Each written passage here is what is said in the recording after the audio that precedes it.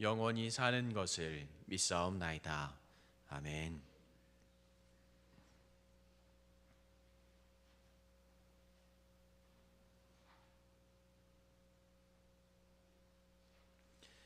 오늘 함께 나누실 하나님의 말씀은 사무엘하 3장입니다. 사무엘하 3장 1절부터 11절까지의 말씀입니다.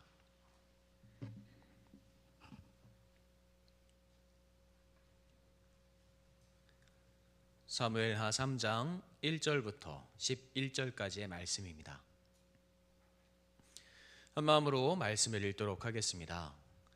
사울의 집과 다윗의 집 사이에 전쟁이 오래매 다윗은 점점 강하여 가고 사울의 집은 점점 약하여 가니라. 다윗이 헤브론에서 아들들을 낳았으되 맏아들은 암논이라. 이스라엘 여인 여노함의 소생이요 둘째는 길라벨아 갈멜 사람 나발의 아내였던 아비가일의 소생이요 셋째는 압살롬이라. 그술 왕 달메의 딸 마아가의 아들이요 넷째는 아도니아라.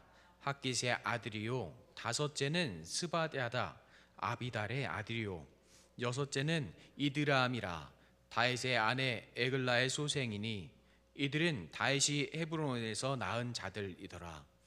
사울의 집과 다윗의 집 사이에 전쟁이 있는 동안에 여브넬이 사울의 집에서 점점 권세를 잡으니라. 사울에게 첩이 있었으니 이름은 리스바요 아야의 딸이더라. 이스보셋이 아브넬에게 이르되 내가 어찌하여 내 아버지의 첩과 통관하였느냐 하니 아브넬이 이스보셋의 말을 매우 분하게 여겨 이르되 내가 유다에게 뭐리냐. 내가 오늘 당신의 아버지 사울의 집과 그의 형제와 그의 친구에게 은혜를 베풀어 당신을 다윗의 손에 내주지 아니하였거늘 당신이 오늘 이 여인에게 관한 허물을 내게 돌리는도다. 여호와께서 다윗에게 맹세하신 대로 내가 이루게 하지 아니하면 하나님이 아브넬에게 벌 위에 벌을 내리심이 마땅하니라. 그 맹세는 곧 이 나라를 사울의 집에서 다윗에게 옮겨서 그의 왕위를 단에서 브엘세바까지 이스라엘과 유다에 세우리라 하신 것이라 하매 이스보셋이 아브넬을 두려워하여 감히 한마디도 대답하지 못하니라. 아멘.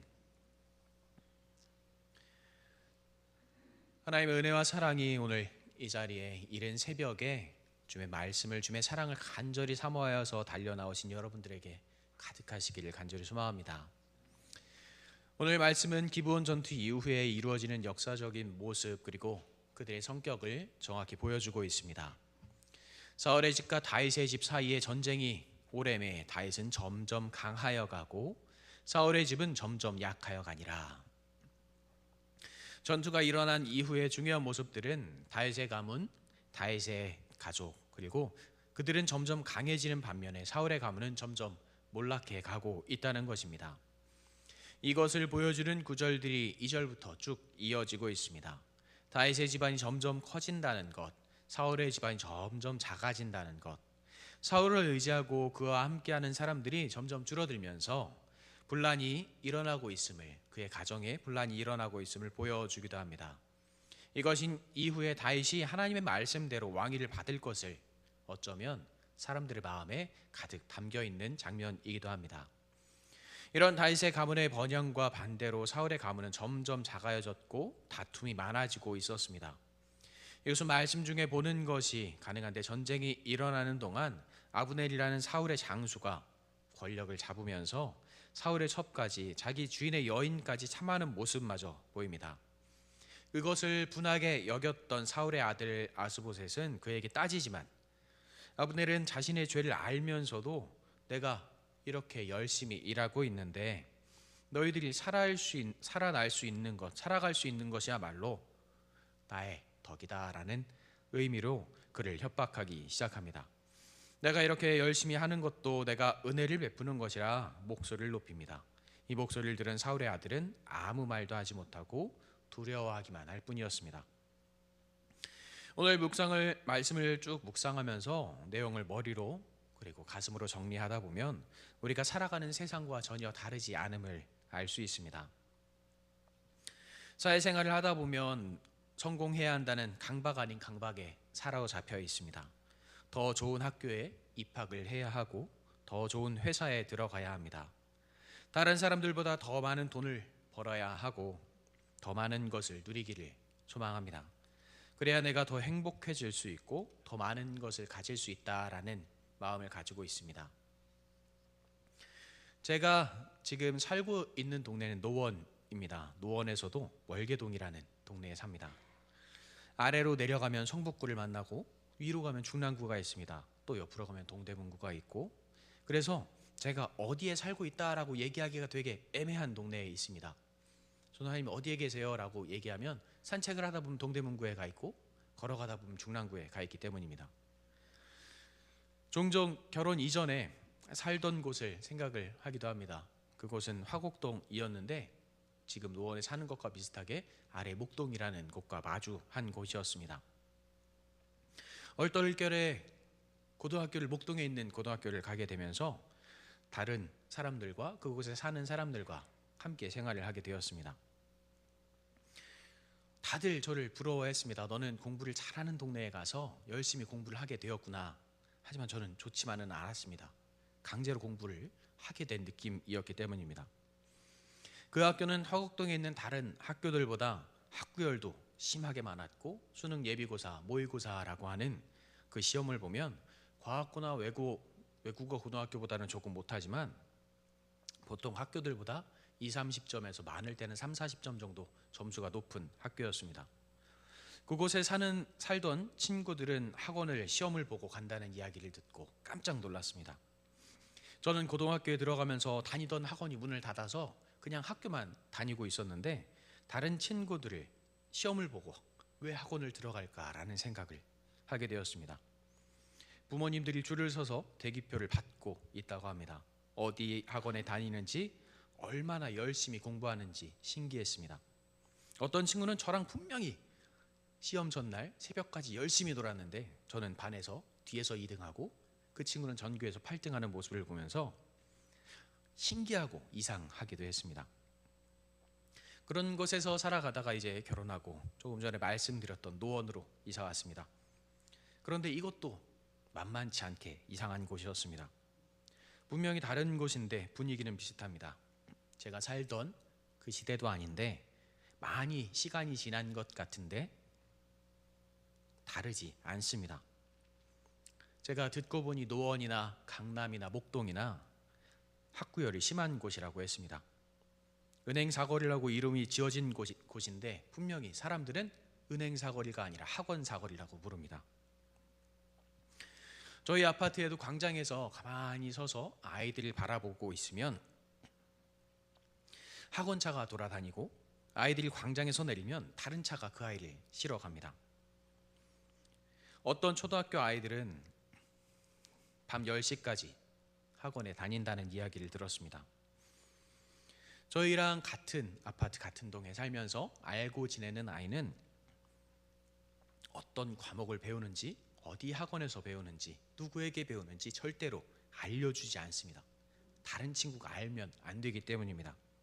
그리고 할아버지도 할머니도 부모님도 그 이야기를 전혀 하지 않습니다. 그것이 그곳에서 배우는 조건이었다고 합니다. 어떤 가정은 지금 유럽에서 언어를 배우고 있습니다. 초등학교를 졸업하고 돌아오면 강남으로 이사 가서 거기서 학기를 마치고 대학은 어디를 다니고 어떤 과목을 배울지 확실하게 정해놓고 교육을 하고 있다고 합니다.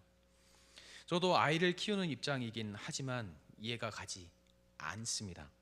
하지만 이런 과정들이 지금 우리가 살아가는 세상에서 성공하는 길이라 생각하고 확신하기 때문에 부모님들은 사람들은 진행합니다.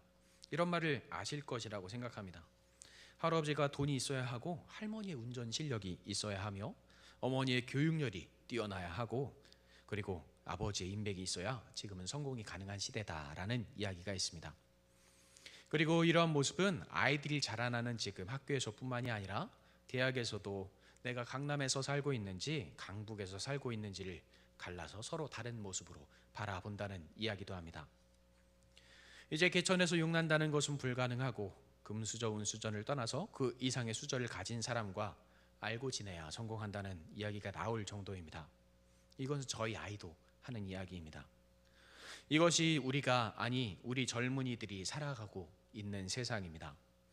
그래서 지금 젊은이들은, 그리고 청년들은 가장 싫어하는 말 중에 하나가 네가 열심히 하지 않아서 성공하지 못하는 것이다 라는 말입니다.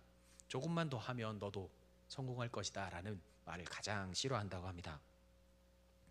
아무리 발버둥치고 노력해도 내가 꿈꾸는 그 성공이라는 것을 이루는 것이 불가능한 세상이기 때문입니다. 요즘 세상에서 또한 크게 뉴스화되고 알려지는 것은 갑질입니다. 이것은 나보다 약해 보이는 사람, 나보다 부족하다고 생각되는 사람에게 훨씬 더 심하게 대하는 모습을 볼 수 있습니다. 이러한 문제들 역시 그 사람이 꿈꾸는 것, 그 사람이 바라는 것을 누릴 수 없을 때, 가질 수 없을 때 벌어지는 문제들이라고 생각합니다. 자신이 누리지 못했던 것의 화를 가슴에 쌓아두고 다른 사람에게 던지는 경우를 종종 바라봅니다. 편의점에서 일하는 사람을 향하여 하는 행동들, 일터에서 일어나는 많은 일들은 자신보다 못하고 저 사람은 나보다 약하고 나에게 해를 입힐 수 없다라는 확신을 가지고 있을 때 그 사람에게 피해를 주게 됩니다. 내가 저 사람보다 더 높다는 것을 경험하고 싶다, 누리고 싶다라는 욕심 때문인 것 같습니다. 저희 아버지께서 생전에 계실 때 은퇴를 하시고 아파트에서 경비 일을 하신 적이 있습니다. 그때 어느 아파트 입주민께서 지나가시다가 지갑을 흘리고 가셨다 합니다. 그래서 지갑을 보니 이것을 꼭 전해드려야겠구나. 너무 늦게 드리면 혹시라도 아침에 심하게 찾으실까 해서 좀 이른 새벽이었지만 한 2시, 3시쯤에서 그분이 들어가신 시간이 한 12시가 넘었기 때문에 전화를 해서 전해드렸다고 합니다. 그랬더니 왜 이렇게 일찍 나를 깨웠느냐라고 하면서 화를 내시더랍니다. 그래서 조금 서글프기는 했지만 좀 시간을 두고 마음을 진정시키셨답니다. 그런데 얼마 있다가 그분이 또 지갑을 흘리셨답니다. 그래서 저번에 들은 말도 있고 해서 이번에는 아침이 되면 그분에게 지갑을 돌려드려야겠다. 그래서 그 지갑을 소중히 가지고 계시다가 경비실에서 소중히 보관하고 계시다가 아침에 연락을 해서 드렸답니다. 그랬더니 왜 이렇게 나에게 늦게 주었냐며 또 화를 내더랍니다. 그분은 그 아파트에서도 굉장히 유명하셨던 분이라 합니다. 다른 사람들에게, 경비원 분들에게 많이 화를 내셨던 분이라는 이야기였습니다. 세상은 꼭 이렇게 나보다 약한 사람, 나보다 모자란 사람에게 더 많은 화를 내는 것 같았다라는 이야기를 그때 하셨습니다. 전에 섬기던 교회에는 장애를 가진 자녀들을 열심히 키우는 부부가 있었습니다. 열심히 사신다는 것은 알고 있지만 그분들은, 그리고 그 가족들은 항상 이런 이야기를 하셨습니다. 나는 이렇게 어렵게 살고 있으니까 사람들은 나를 도와줘야 해 라는 이야기를 하십니다. 그 자녀분들도 비슷한 이야기를 합니다. 내가 이렇게 장애를 가지고 있으니 사람들은 당연히 나를 배려해줘야 해 라는 이야기를 합니다. 어느 순간 그 모습들이 그들의 무기처럼, 자랑처럼 보이기를 원한다는 생각이 종종 들 때가 있었습니다. 사람들은 저에게도 이런 말들을 종종 합니다. 저의 가정사를 물어보시면서 이런 삶을 살았습니다. 지금은 부모님께서 계시지 않습니다. 어디에 살고 있습니다. 지금 상황이 좋지는 않지만 열심히 살고 있습니다. 저와 가장 가까이 살고 계시는 어른도 그런 말씀을 하십니다. 이런 이야기는 다른 사람들에게 하면 안 될 것 같다. 사람들이 너를 깔볼 수 있으니 하지 않는 것이 좋겠다 라는 이야기를 하십니다. 제가 면접을 보러 가서 이야기를 하면 되물으십니다. 이런 이야기를 쉽게 해도 상관없습니까? 왜 사람들은 이런 이야기를 하면 안 된다고 생각하는지 저는 이해가 가지 않습니다. 이것은 저에게 약점이 아닌데, 내가 잘못한 것도 아닌데 사람들은 저의 약점이라고 생각하는 것 같습니다. 저를 바라보면서 나보다 좀 모자란 사람, 부족한 사람이라고 생각하는 것 같습니다. 제가 잘못한 것이 없는데 저를 죄 지은 사람처럼 바라봅니다. 저를 더 낮춰보려고 노력합니다. 오늘 말씀처럼 다윗의 가문이 높아지면서 사울의 가문은 점점 몰락해져 갑니다. 그리고 그 사울의 가문에서 권세를 누리던 사람은 사울에게 녹을 먹던 사람, 사울을 섬기던 사람이었습니다. 그는 사울의 자녀들에게 그리고 그의 가족들에게 약점을 잡았습니다. 그들이 자신과 함께한다는 약점을 가지고 다윗이 점점 강성해지면 거기에 내가 없으면 너희를 지켜줄 사람이 아무도 없다라는 협박을 하기 시작합니다. 그리고 그 약점을 가지고 자신이 높아지기 위해서 그들을 점점 낮은 사람으로 만들어갑니다. 아까 말씀드린 대로 지금 세상 역시 비슷한 모습을 보이고 있습니다. 다른 사람들보다 높아지기 위해 최선을 다해서 노력합니다. 다른 사람들보다 높이 보이기 위해서 자신이 가진 약점으로 보이는 것은 숨겨야 한다라고 생각합니다. 약해 보이는 사람은 나의 아래에 놓고 내가 더 나은 사람으로 보이기를 간절히 바랍니다. 꼭 예수님의 비유의 말씀과 비슷합니다. 누가복음 18장에 보면 기도하는 자들이 두 명이 나옵니다. 9절부터 14절의 말씀입니다. 또 자기를 의롭다고 믿고 다른 사람을 멸시하는 자들에게 이 비유로 말씀하시되 두 사람이 기도하러 성전에 올라가니 하나는 바리새인이요 하나는 세리라. 바리새인은 서서 따로 기도하며 이르되 하나님이여 나는 다른 사람들 곧 토색, 불의, 간음하는 자들과 같지 아니하고 이 세리와도 같지 아니함을 감사하나이다. 나는 일에 두 번씩 금식하고 또 소득의 11조를 드리나이다 하고 세리는 멀리 서서 감히 눈을 들어 하늘을 쳐다보지도 못하고 다만 가슴을 치며 이르되 하나님이여 불쌍히 여기소서 나는 죄인이로소이다 하였느니라. 내가 너에게 이르노니 이에 저 바리새인이 아니고 이 사람이 의롭다 하심을 받고 그의 집으로 내려갔느니라. 무릇 자기를 높이는 자는 낮아지고 자기를 낮추는 자는 높아질라 하시니라. 우리는 이런 시대에 살고 있습니다. 나를 높이고 싶어하는 시대, 나를 더 나은 사람으로 보이고 하고 싶은 시대입니다. 나는 성공해야만 하고 성공을 위해서 다른 사람을 나의 아래에 두어야만 하는 그 시대에 살고 있습니다. 지금 우리의 자녀들은 지금 이러한 시대 안에서 발버둥치고 있습니다. 그리고 지금 우리는 그런 자녀들에게 신앙과 사랑을 물려주어야 하는 숙제를 가지고 있습니다. 사역을 하면서 제가 가장 조심하려고 하는 것이 있습니다. 바로 섬김을 당연하다고 생각하지 말자라는 마음입니다. 아직 목사 안수를 받은 것도 아니고 사역을 한다고 이야기하는 것도 부끄럽지만 많은 성도님들께서 그래도 사역자라고 대우를 많이 해주십니다. 그래서 어느 순간 아차하면 내가 이것을 당연하게 생각하는 경우들이 생깁니다. 그래서 어떤 일을 할 때 혹은 교회에서 무엇을 하게 될 때 운전을 해야 하는 상황들이 다가오면 먼저 하려고 노력을 하는 편입니다.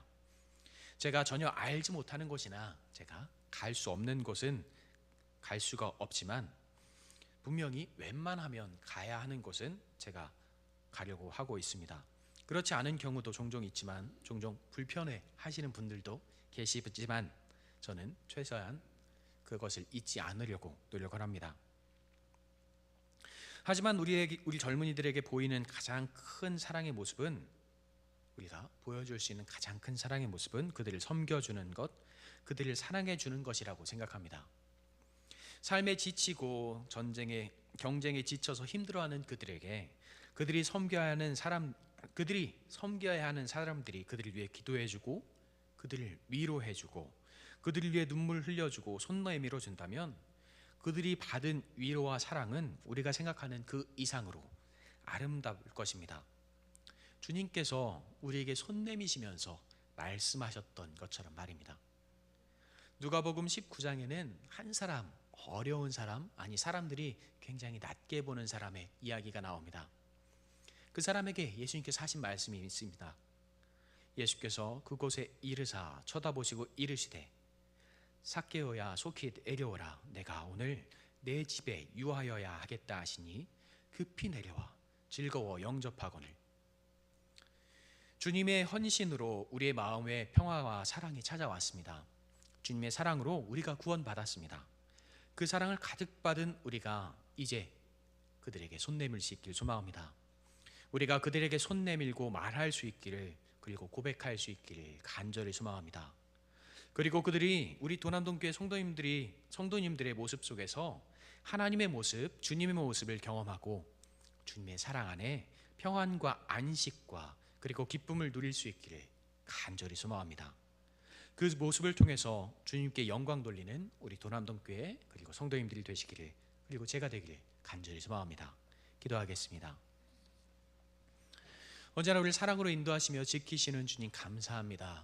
주께서 우리에게 손 내미시고 말씀하셨던 것처럼, 내가 너를 사랑한다 고백하셨던 것처럼, 우리를 위로하시고 우리를 안아주셨던 것처럼, 우리가 우리보다 약한 자들 그리고 부족한 자들에게, 힘들고 지쳐 쓰러져 있는 자들에게 손 내밀고 그들에게 위로를 주며 사랑을 전할 수 있는 자들이 되게 하여 주시옵소서. 아버지의 말씀을 가득 품고 아버지의 사랑을 가득 품고 그들에게 달려가 그들을 안아주며 그들과 함께 눈물 흘릴 수 있는 우리가 되게 하여 주시옵소서. 언제나 우리를 사랑으로 인도하셨기에, 우리를 사랑으로 위로하셨기에 우리의 마음에 사랑이 가득함을 다시 한번 감사로 예배할 수 있는 우리가 되게 하여 주시옵소서. 우리를 사랑으로 인도하시며 지키시는 우리 구주 예수님의 이름으로 기도합니다. 아멘. 언제나 나를 사랑으로 인도하시며 지키시는 주님, 주의 말씀이 주의 사랑이 우리 안에 가득